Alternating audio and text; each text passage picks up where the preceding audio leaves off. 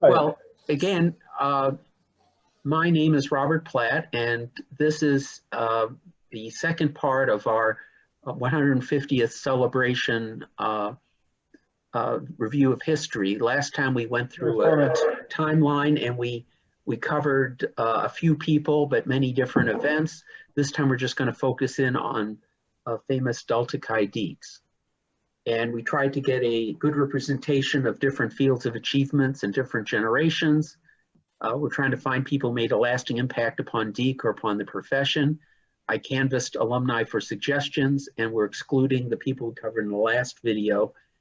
Time will tell whether this selection has any merits, and I certainly invite people to suggest others or to expand, and we can always do a third video or find some brother to do a third video. For a minute, I want to talk about Deke International and their claim for US presidents, because this is sort of a debatable thing. You know that Rutherford B. Hayes had 4 sons who were Delta Chi Dekes, and while he was president, they invited him to join Deke, and we made him an honorary brother, so we count him. Theodore Roosevelt was actually claimed by both Deke and Alpha Delta Phi, and that's because at that time, Harvard had class-based fraternal organizations. So seniors had some juniors, sophomores, and so on. So it was quite possible for someone to belong to more than one. So he is disputed. Franklin Delano Roosevelt is disputed for the same reasons, but at that particular moment that Franklin Delano Roosevelt was at Harvard, Deke had sort of deactivated the Harvard chapter, and it was called the Dickey Club at the time. So technically, while FDR was a student, there was no Deke. It was sort of like a local. It had gone local for a little while. So Deke International does not count him, but Gerald Ford, George H.W. Bush, and George W. Bush were all conventional undergraduate members of Deke. So we're pretty safe in claiming that 5 and perhaps 6 presidents were Dekes. And I should point out that Rutherford B. Hayes was the first US president to be a member of a Greek letter organization. But Bob, what we were always told about Rutherford B. Hayes is he graduated college before Deke was even founded, so therefore he had no opportunity to even attempt to become a brother. And the thinking was, well, if he had the opportunity, he would have, but since he couldn't and all of his sons did, well, okay, honorary. At least that's the story that we were always told. That makes some sense, and obviously a good politician will try to tap into whatever network he can. Right.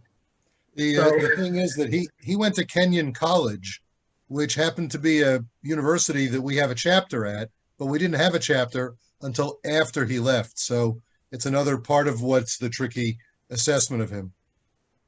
Right.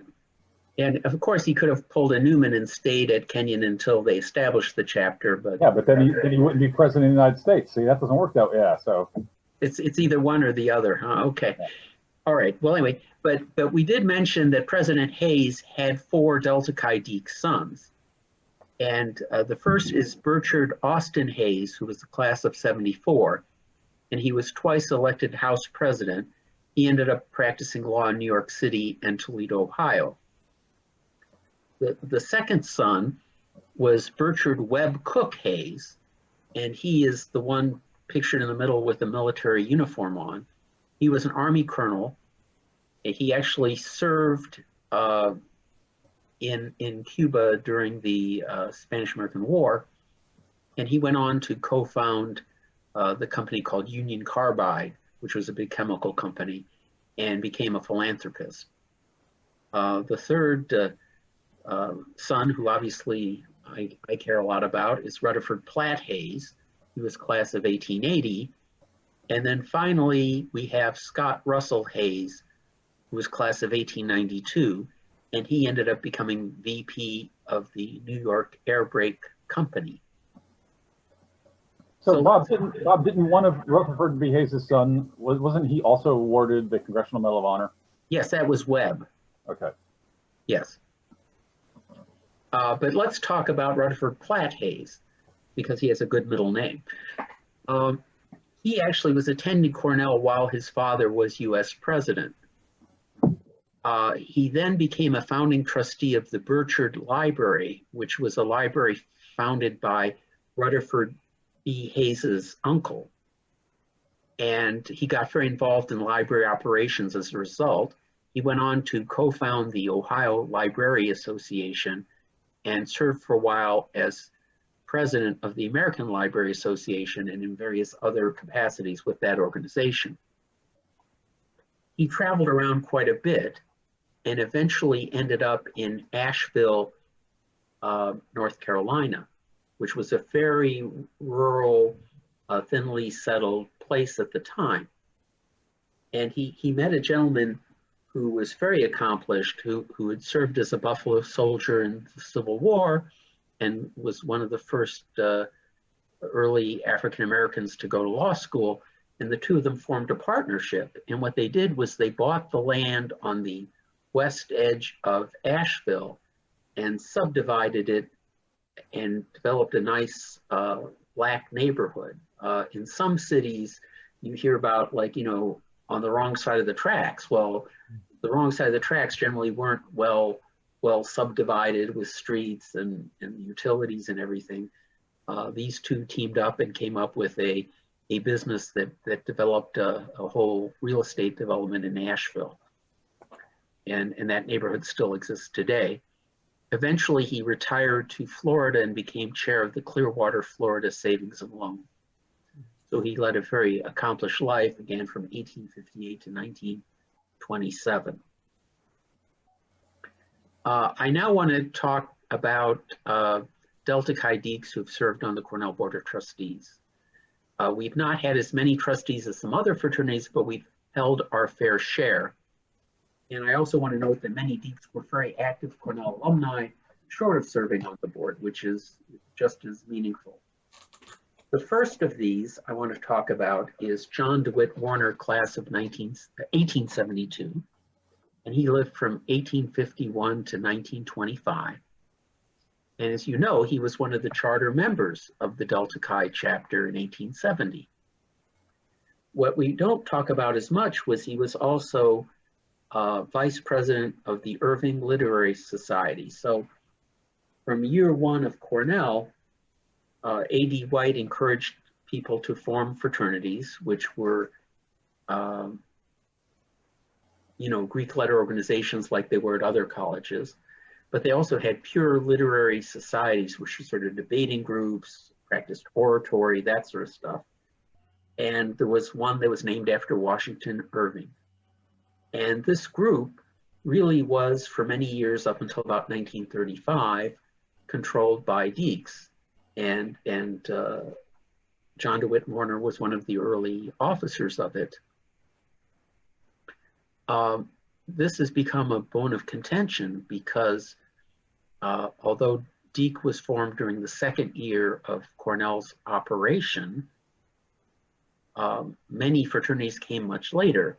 And there's always been this attempt to reach back for legitimacy and claiming to be around the longest or among the earliest and so on. And what happened was that the Irving Literary Society was incorporated and so on. It was run by Dekes, dominated by Dekes. But when they finally decided to drop it, they didn't bother to dissolve the corporation. They just sort of left it there. And some people from Phi Kappa Psi sort of picked it up, grabbed it. And so to this day, when you join Phi Kappa Psi, they also have you join the Irving Literary Society. If you look at the lease for the Cornell Group Housing Plan for Dekes, it's between Cornell and the Delta Chi Association and the undergraduate fraternity. If you look at the corresponding document for Phi Kappa Psi, it's with the Irving Literary Society. And because of that, they've tried to steal the 1869 founding date. So Phi Kappa Psi didn't come along until a decade later, but they're using the Irving Literary Society to claim that they were founded much earlier than they really were.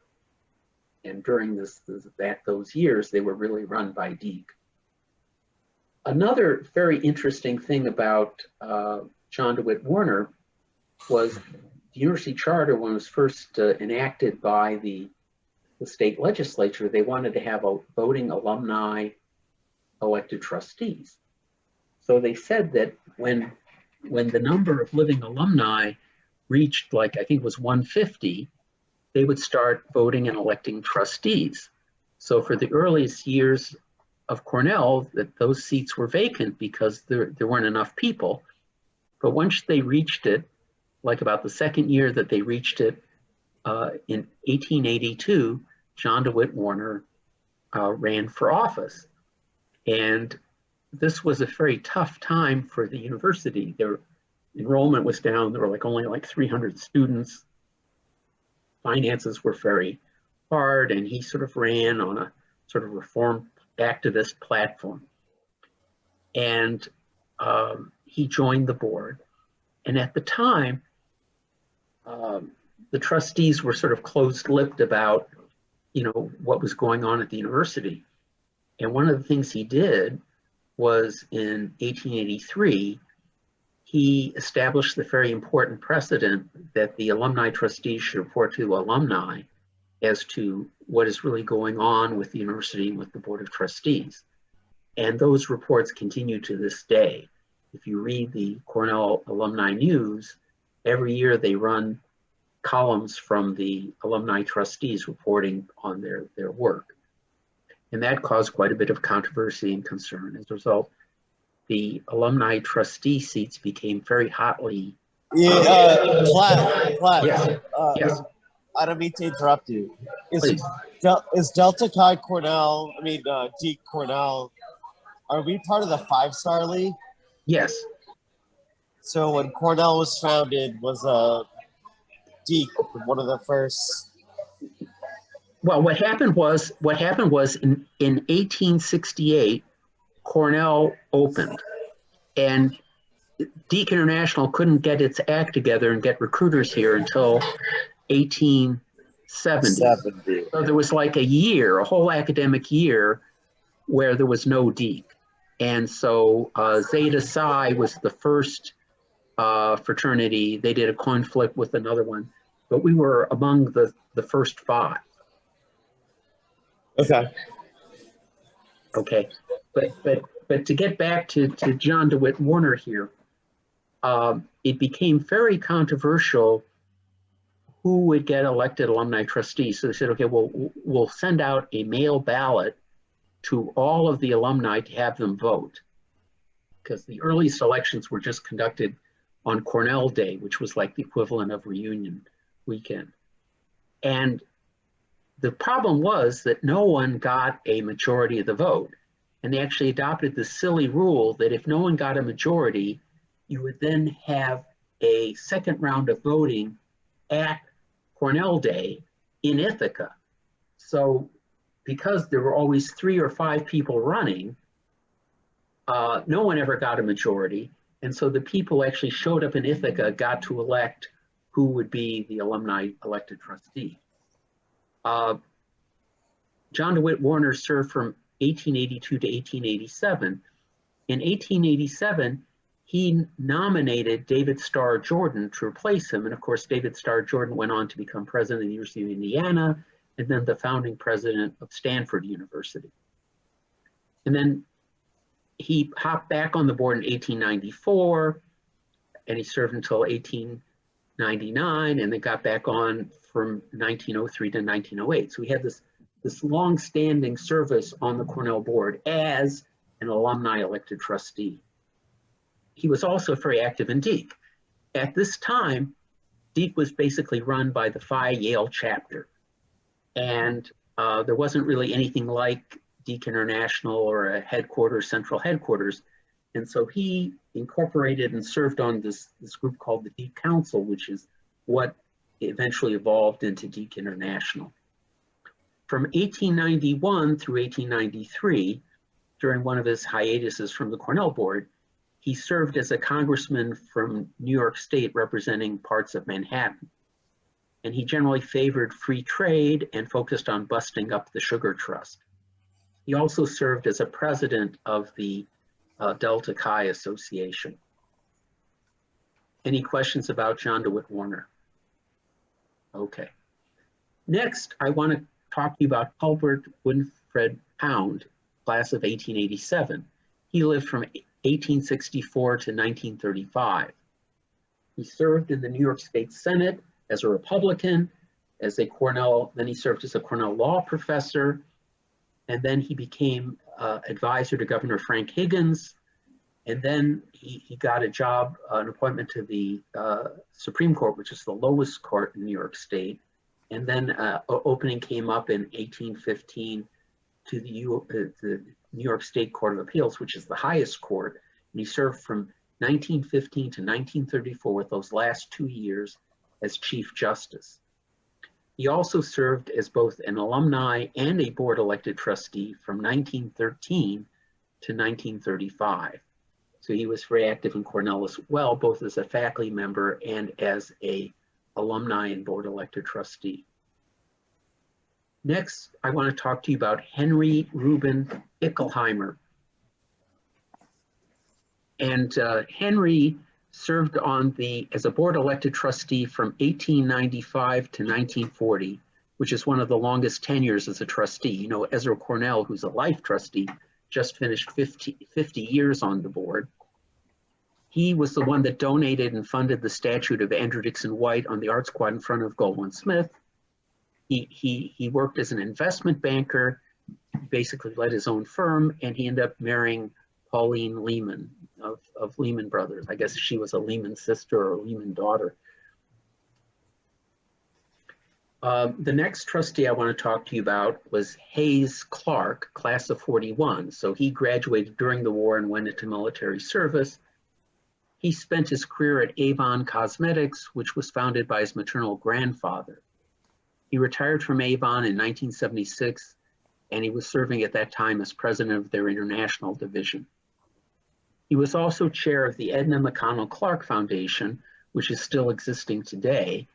And that foundation provided a good part of the funding of the construction of Clark Hall. And of course, the person that solicited him, the Clark family, for this gift was a young up-and-coming fundraiser named Richard Raymond. And so landing the Clark gift helped make Raymond's career. Shortly thereafter, he became vice president for development. And in turn, magically, they asked Hayes and his brother to each serve on the Cornell board. Hayes joined in 1967 and turned emeritus in 82 and served as emeritus until his death. He served on the Buildings and Properties Committee from 68 to 82 with me. He was on the Development Advisory Committee, serving as its vice chairman.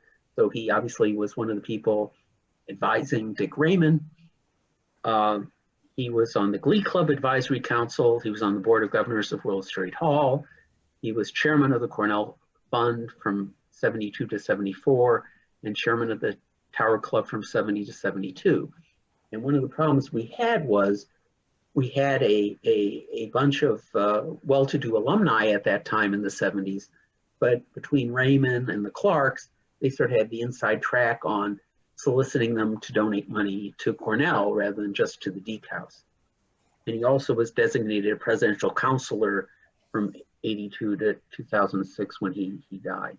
And you can see from this picture, he was quite a sailor and he belonged to a number of sailing organizations and yachts clubs. His brother, younger brother, James Clark, class of 44, also went into the military after the war.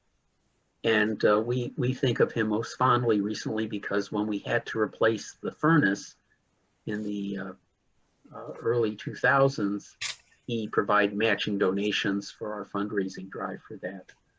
His professional occupation, instead of going into the family business, was he was general partner and CEO of Hornblower Weeks, Hemphill and Noyes, the stock brokerage firm that merged into some other firm more recently, but they were a big stock brokerage house back in the 70s. And he served as a board elected trustee from 78. He was reelected in 81 and served to 86. He went emeritus in 86 until his death. He was also presidential counselor. He served on the Buildings and Properties, actually Buildings and Properties Committee in 82 to 86 when we were doing the garage thing. He was on the Development Committee, the Investment Committee, the Cornell Council, which was meeting this weekend from 66 to the present, the CEU Council Administrative Board, the Tower Club Chairman from 78 to 80, and of course he was a member of Delta Kappa Epsilon and the Cornell Club of New York. Let's talk about other businessmen and CEOs that are Delta Chi alumni, because we've led businesses large and small, and we have a very good track record for this. First, I want to talk to you about Howard Hawks, class of 1918. And he really was a revered figure in Hollywood. He produced or directed 40 films between 1926 and 1970. Some of my favorites include Sergeant York, which was a World War II drama with Gary Cooper, The Big Sleep with Humphrey Bogart and Lauren Bacall, Gentlemen Prefer Blondes with Marilyn Monroe, which was a comedy, and Rio Lobo with John Wayne, which I think was his last film in 1970. And in 1974, he was sort of honored with an honorary Lifetime Achievement Oscar. And he lived from 1896 to 1977. The next businessman I think it's worth taking credit for is Rollin W. King, class of 54. And he was initiated as a Delta Chi geek. He was giving money as an alumnus to Delta Chi. However, he did sully his reputation by studying at Case Western University for a year after leaving Cornell. So I think some people think that they claim him as well. In 1967, he co-founded Southwest Airlines with Herb Kelleher. It took them 4 years of legal battles, but they finally started operations in 1971. Herb was sort of president and chief operating officer, and King was more of the lawyer and the board chair and so on. But wasn't Herb a geek from Wesleyan, or was he a geek? Yes, Yeah. he was a geek also. So two geeks go off and start an airline, you know. Yeah, was he Wesleyan or Yale? I don't think he was Yale. But someone can Google that while we're online and can fill that in. All these lesser chapters don't deserve focus today. We got to focus on Delta Chi here. He left the board of Southwest in 2006 and then did various consulting gigs. But a very successful airline that both brothers deserve full credit for. It was not a Herb Kelleher show by any means. The next person I want to talk to about is Roy Rogers, but more importantly, Pete Pomondon, class of 1954. I'm sure you've all heard of the Trigger Burger, but we're not going to have any of those jokes. He lived from 1931 and he just died in August of this year. I'm sorry for his loss. He graduated from the hotel school in 1954. He then worked for Stouffer's Food, which you'll hear about in a minute more. In 1965, he left Stouffer and went to work for Marriott and helped develop and launch the Roy Rogers restaurant chain. He then left Marriott in 1979 and became a Roy Rogers franchisee, building up a chain of franchises. And eventually that company bought the Roy Rogers franchising operation as well. And he sold the franchising companies to his son in 1998. And Roy Rogers is still a chain here on the East Coast. There are even some in upstate New York.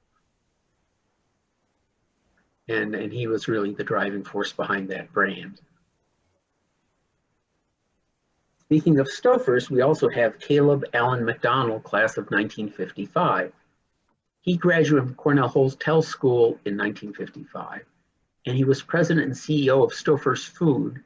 And while he was there, he launched the Lean Cuisine brand of frozen TV dinners. He then went on to become president and CEO of Nestle Foods, which is the $2 billion a year US subsidiary of Nestle SA. He retired in 1991, but then he jumped back in and became president of Lincoln Snacks until that company was sold.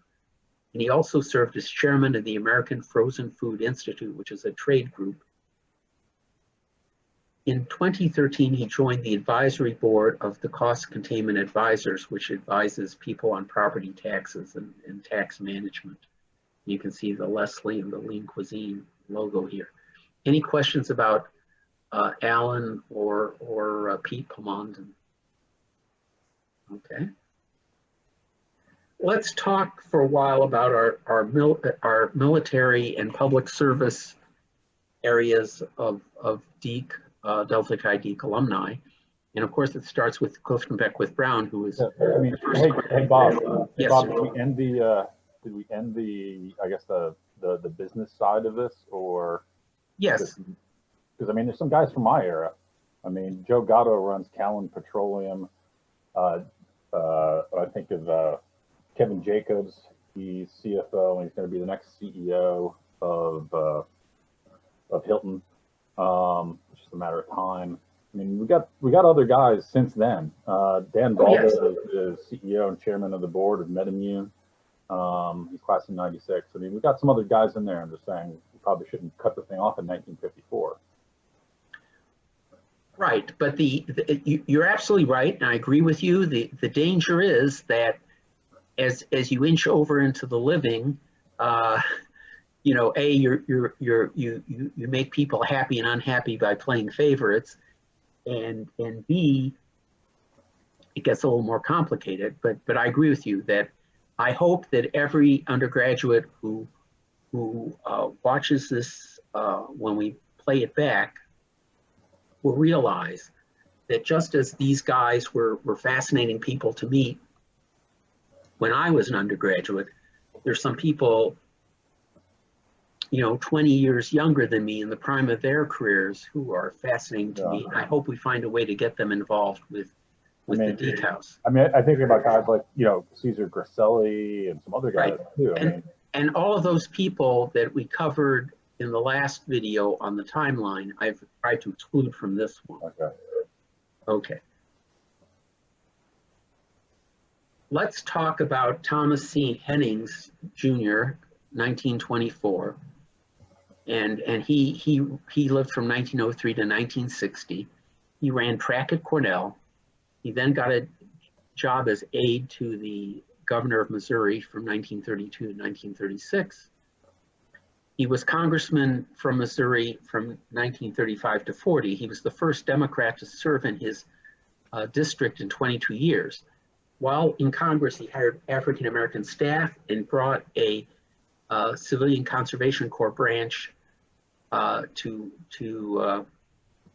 Poplar Bluffs, Missouri, specifically to employ African-Americans. And he also sponsored several anti-lynching bills in the House.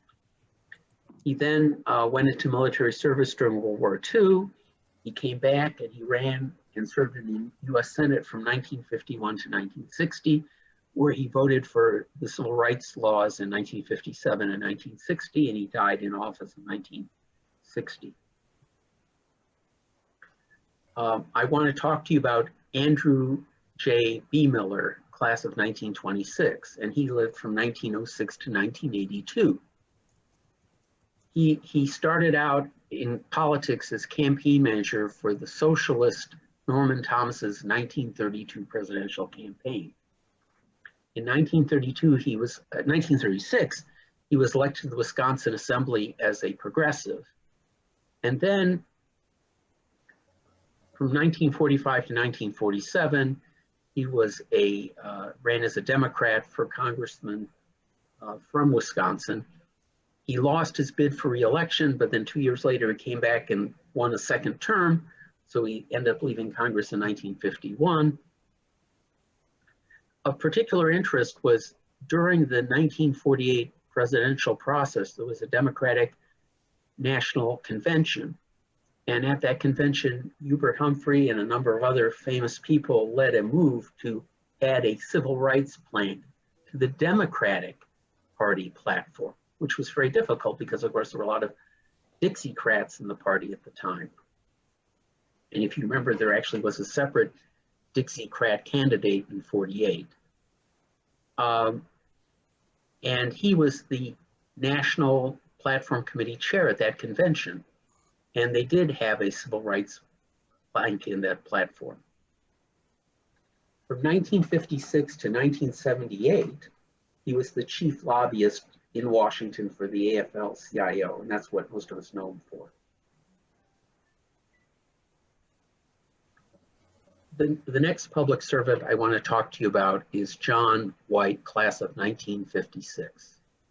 And again, his years were 1937. That should be probably 2017, not 1917. I'll have to correct that.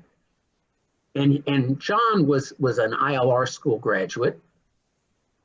He served as Assistant Secretary of Defense for Manpower, Reserves Affairs, and Logistics from 1977 to 1978. He then was Deputy Director of the Office of Management and Budget from 1978 to 1981. He then went into private practice, primarily as Vice President for Kodak until 1992. And he came back into government as Deputy Secretary of Defense from 1995 to 1997.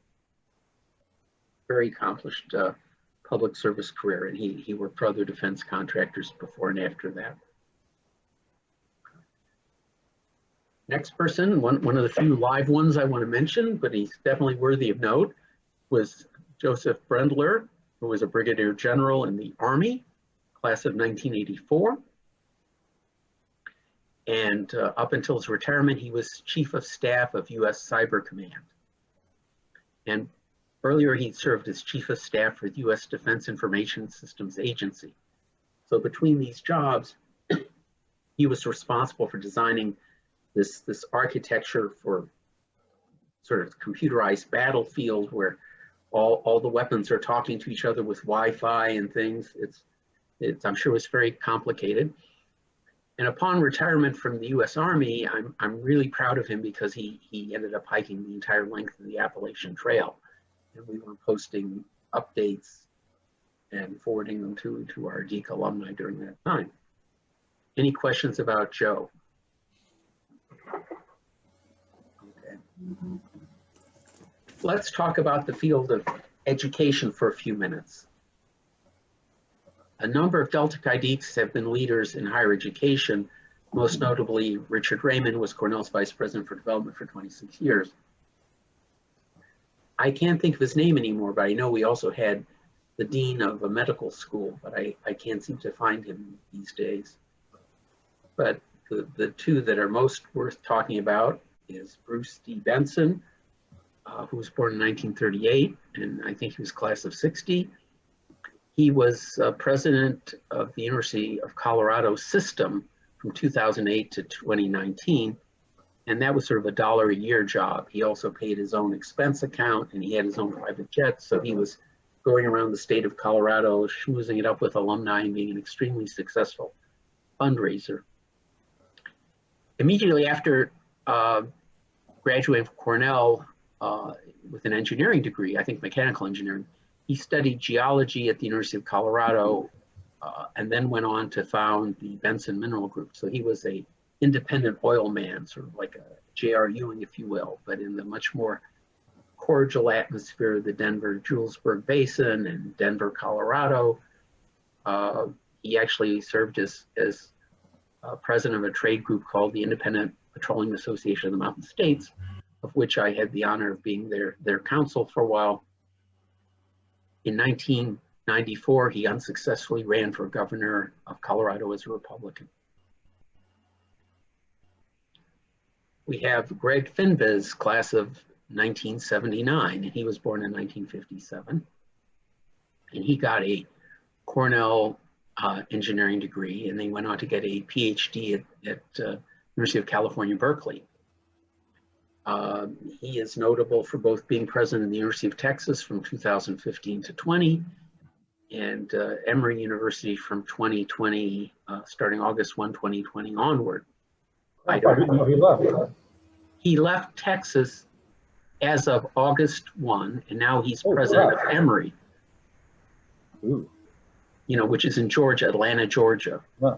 So you I didn't know he left. I didn't know he left. That's a gigantic job. Yes. A gigantic job. Yes, but Emory is also a job. The difference is that Emory is a standalone university, whereas the University of Texas has a system with one board of regents for the whole system, with many college campus presidents reporting to it, of which he was one. And we'll see. I mean, maybe he'll have more happiness at Emory. There was a lot of litigation at Texas. I'm not disputing his choice. I just didn't. Wow, I didn't realize that he had left. That would have been big news here. So I wish he would have taken both of us with him. You know. Okay. Brother Mike, since he's your classmate, do you have anything nice to say about Brother Greg? Oh, absolutely. It just happened that he returned for our 40th reunion in 2019. So Brother St. Marie and Mike Curran, myself, and Greg had a good reunion. We're all classmates. And he came with his wife, and we regaled her with stories of Greg as an undergrad, which was a great deal of fun. Some of the stories we told her, you know, he's the same guy. And there's something about the way he would write his notes after class into these books.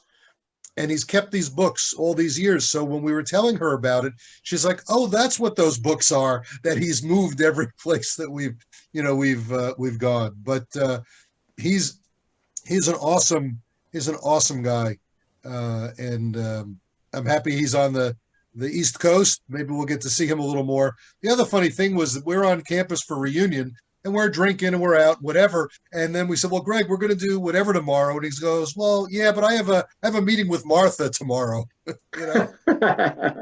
So it was he runs in a different circle, but he's a phenomenal guy. That's what I understand as well.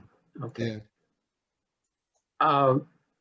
Okay, I didn't want to conclude the presentation without also taking note of our refounding brothers. I mean, we make a lot of the guys that had been corralled in 1870, some of whom pledged right away.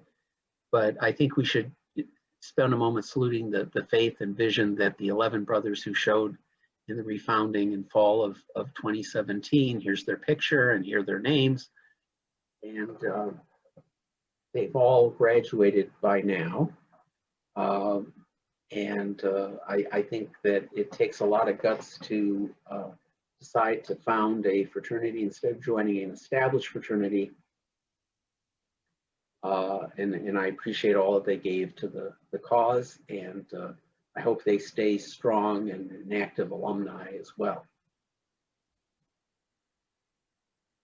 I want to talk about next steps with you guys. The first is I want to remind everybody that the bylaws provide for an alumni historian position. We've been recruiting for at least 3 years without success.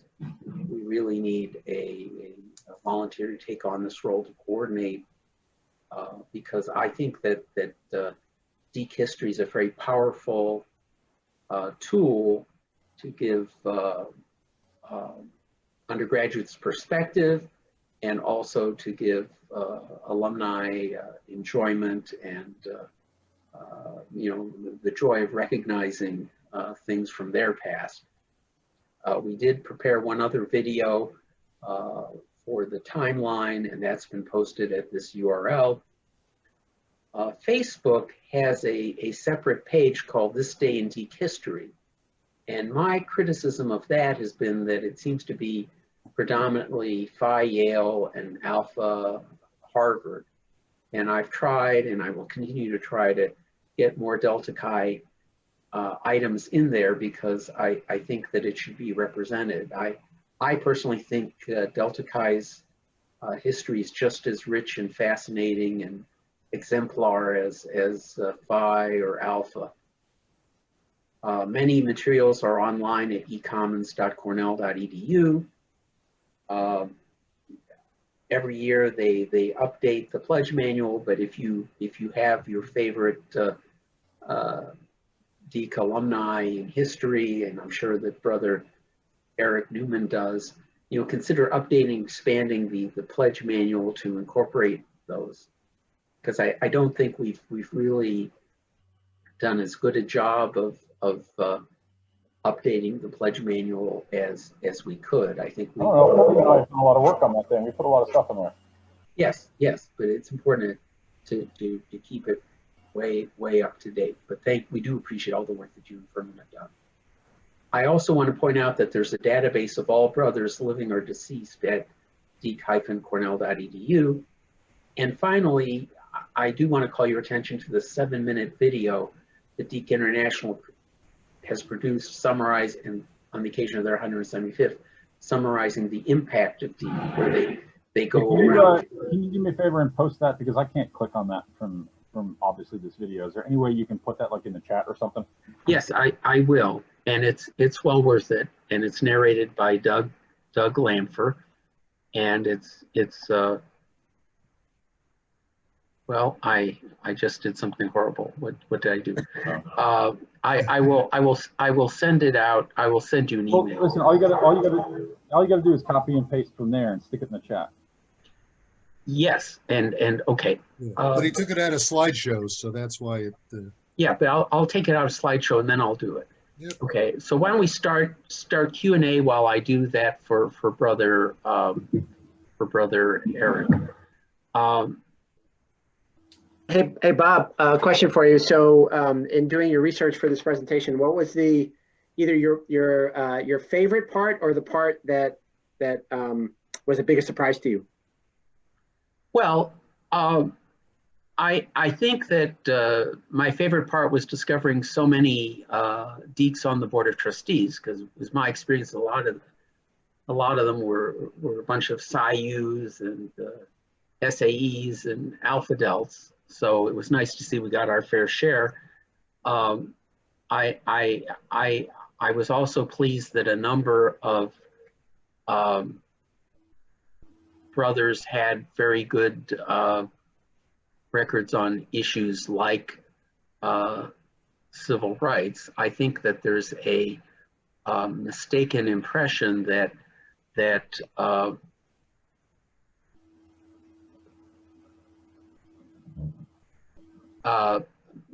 where's chat?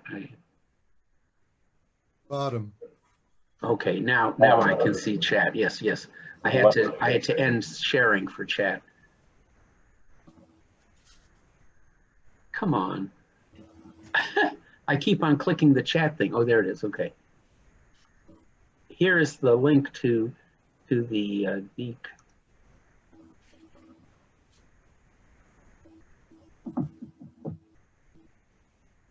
Okay, there's the link. And I think that it's good to know, because a lot of undergraduates on campus today assume that everybody over the age of 30 is a complete racist, and the whole world was just very bigoted up until the current guys on campus, whereas that's certainly not the case. And it's nice to see so many of our alumni have had track records building bridges with African Americans and helping the general status of minorities in our society with things like anti-lynching laws and supporting civil rights bills at a time when that was a politically extremely difficult thing to do. So it was nice to discover that and to document that. Cool. Thanks, Bob. Sure. Any other questions or comments? We're gonna sign off right now. We're heading out. Okay, Thanks for the presentation, Bob. That was a good presentation. you're welcome. Thank you. Thank you, guys. All right. Bye, everyone. Somebody, Good night. let's see, somebody's Bye, drinking. guys. See ya. Cheers. Cheers. Cheers. Cheers.